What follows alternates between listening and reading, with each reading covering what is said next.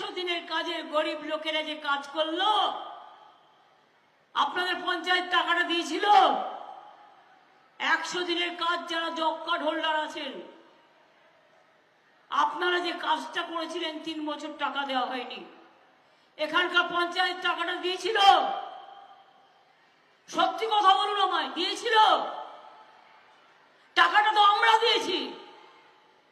দিল্লিতে তো আন্দোলন আমরা করেছি, প্রধানমন্ত্রীও টাকা দেয়নি, তার চোরেরাও টাকা দেয়নি, তার পঞ্চায়েতও দেয়নি, তার পঞ্চায়েত সমিতিও দেয়নি, তার এমএলএও দেয়নি। টাকাটা দিয়েছি আমরা, মনে রাখবেন।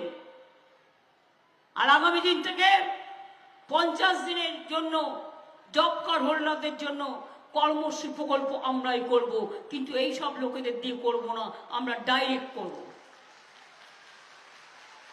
গভর্নমেন্ট ডাইরেক্ট করবে।